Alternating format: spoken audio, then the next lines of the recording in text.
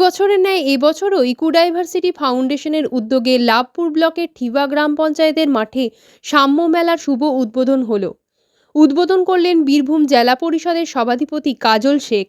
ছেলে এবং মেয়েদের উভয়ের সমান অধিকার, কোনো দিক থেকেও কেউ পিছিয়ে নেই। সেই অধিকার যাতে আরও ভালোভাবে পাওয়া যায় এবং কীভাবে উভয়ের সমান অধিকার পাওয়া যায় সেই দিক মাথায় রেখেই এই সাম্য মেলার আয়োজন।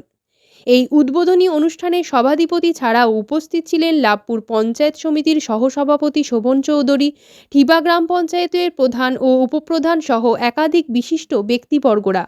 এই উদ্বোধনী অনুষ্ঠানে এলাকার বিভিন্ন মহিলাদের, অর্থাৎ যারা মহিলা হয়েও অনেক ঘাত প্রতিঘাত সহ্য করে জীবনের সাথে লড়াই করে চলেছেন, সেই সব মহিলাদের সম্মান জানানো হয় এই মঞ্চ থেকে।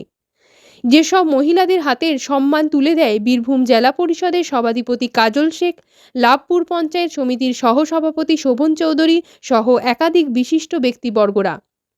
ঠিবা গ্রাম পঞ্চায়েত মাঠে এই সাম্য মেলাকে কেন্দ্র করে বিভিন্ন স্টল বসেছে। এই ফাউন্ডেশনকে সব রকম সাহায্য করা হবে বলে জানান বীরভূম জেলা পরিষদের সভাধিপতি কাজল শেখ। কি উপলক্ষে এখানে নানুর বিধানসভা 2টো গ্রাম পঞ্চায়েত এবং লাভপুর বিধানসভা 3টে গ্রাম পঞ্চায়েত নিয়ে সাম্য মেলার আয়োজন করা হয়েছে। যদিও এটা 3 বছর হলো, এটা আজ 3য় বছরে পড়েছে। এখানকার সম্মানীয় বিধায়ক অভিজিৎ সিনহা উনি এইটার সভাপতি ছিলেন এবং আমাকে উদ্বোধকের জায়গায় রেখেছেন। তো এখানে যে আছে ইকোডাইভার্সিটি ফাউন্ডেশন এর তত্ত্বাবধানে এবং এখানকার পঞ্চায়েত সমিতির সভাপতি সাহেব আছেন, আমার সদ্য সম্মানীয় দাদা। এখানে জেলা পরিষদের আমার কর্মাধ্যক্ষ এবং জেলা পরিষদের 2 সদস্য, তাছাড়াও পঞ্চায়েত সমিতির সকল সদস্য, গ্রাম পঞ্চায়েতের সকল সদস্য এবং এখানকার সুবুদ্ধি সম্পন্ন মানুষ যারা আছেন তারা সকলে মিলিতভাবে সংঘবদ্ধভাবে এই মেলাটা আয়োজন করেছেন। এই মেলাটার মূল উদ্দেশ্য হলো যে সাম্য, সমতা, সকলের সমান অধিকার সেটাই জানান দেওয়া। যদিও আমাদের মাননীয় মুখ্যমন্ত্রী মাননীয় মমতা বন্দ্যোপাধ্যায় এই সমতার রক্ষার ক্ষেত্রে বাংলায় অগ্রণী ভূমিকা পালন করেছেন, তিনি যে প্রকল্পগুলো বাস্তবায়িত করেছেন আপনারা একটু লক্ষ্য করে দেখতে পাবেন। একাধিক প্রকল্প আছে যেগুলো সকলের সমান অধিকারকে প্রতিষ্ঠিত করেছে। যেমন আমি যদি কন্যাশ্রী প্রকল্প বলি, সেখানে নারী পুরুষের মধ্যে কোনো ভেদাভেদ নাই, উচ্চ নিচের মধ্যে কোনো ভেদাভেদ নেই। আমি যদি স্টুডেন্ট ক্রেডিট কার্ডের কথা বলি, সেখানে ছেলে মেয়ে সকলেই সেটাতে ইনভলভ হতে পারে, সকলেই সে সই নিতে পারে।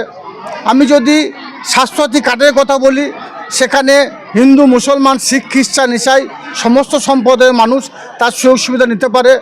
আমি যদি শিক্ষা, স্বাস্থ্য, কর্মসংস্থান প্রত্যেকটি ক্ষেত্রে বাংলা যে পরিবর্তন ঘটিয়েছেন, প্রত্যেকটি ক্ষেত্রে সকলের সমান অধিকারকে আমাদের মাননীয় মুখ্যমন্ত্রী প্রতিষ্ঠিত করেছেন।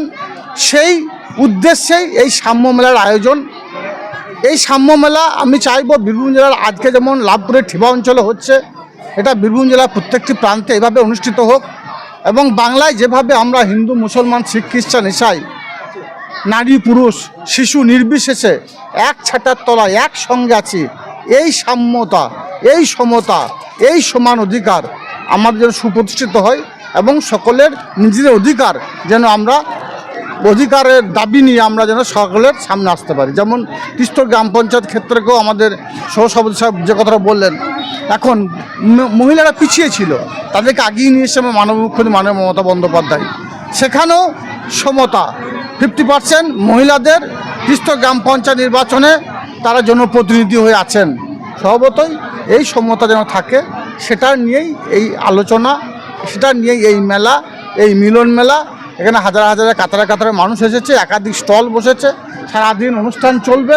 এখানকার যারা দায়িত্ব আছেন, শাহিন সহ এই অঞ্চলে যারা দায়িত্ব আছেন, তারা সকলে মিলিতভাবে সংঘবদ্ধ হয়ে প্রধান উপপ্রধান সকল মিলিতভাবে মেলাটা আয়োজন করছে। দেখা গেল বিশেষ যারা মানুষজন আছে মহিলা, তাদেরকে সম্মাননা প্রদান করা হয়।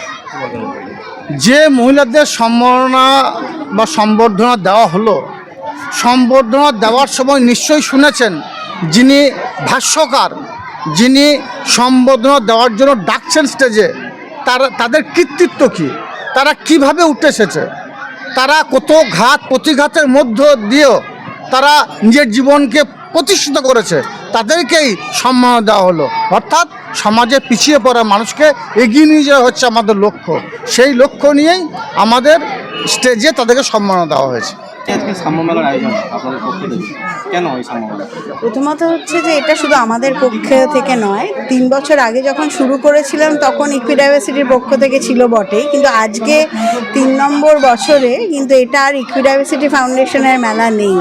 এটা কিন্তু গ্রাম পঞ্চায়েত, এলাকার মহিলা নারী জাগরণ কমিটি, ইউথ, কিশোরী এবং এলাকার বিশিষ্ট মানুষ তারা যেভাবে এগিয়ে এসেছেন এবং কিন্তু এটা মিলিত যৌথ এলাকার মেলায় পরিণত হয়েছে এবং এটাই কোথাও প্রয়োজন। কারণ সাম্য নিয়ে কথা বলতে গেলে নারী পুরুষের মধ্যে রূপান্তরকামী মানুষ, প্রতিবন্ধী সবার নিয়ে কথা বলতে গেলে কিন্তু সবাইকে একসাথে মিলেই কিন্তু করতে হবে। তো আজকে এটাই সাম্য মেলার উদ্দেশ্য, আমাদের বিভিন্ন খেলা, বিভিন্ন স্টল, বিভিন্ন অনুষ্ঠানের মধ্যে সাম্যের বার্তা দেওয়া, বিভিন্ন অনুষ্ঠানের মধ্যে রীতি, চিরাচরিত রীতিগুলোকে প্রশ্ন করা। নাচ নিয়ে জীবনে প্রতিষ্ঠিত হতে চেয়েছিল, কিন্তু তার পরিবার এবং সমাজ তাকে এগিয়ে যেতে দেয়নি। নারীদেরকে বিশেষ প্রাধান্য দেওয়ার উদ্দেশ্য হচ্ছে যে আমরা যদিও বলছি সবাই সমান, আমাদের সংবিধানও বলছে, কিন্তু আমরা খুব ভালোভাবেই জানি যে মহিলাদের কিন্তু এখনো গুরুত্বের জায়গায় কিন্তু অনেকটা পথ যেতে হবে এবং মেয়েদের এবং যে লড়াই মেয়েদের দিতে হয় সেটা কিন্তু ভীষণই কঠিন। পরিবারের ভিতরে, পরিবারের বাইরে সম্প্রতি লড়াই দিতে হয়। আমরা এই মহিলাদেরকে সংবর্ধনা দিয়ে এই বার্তাটাই দিতে চাই, তাদের লড়াইটা একটু সহজ হোক, সবাই পাশে থাকুক।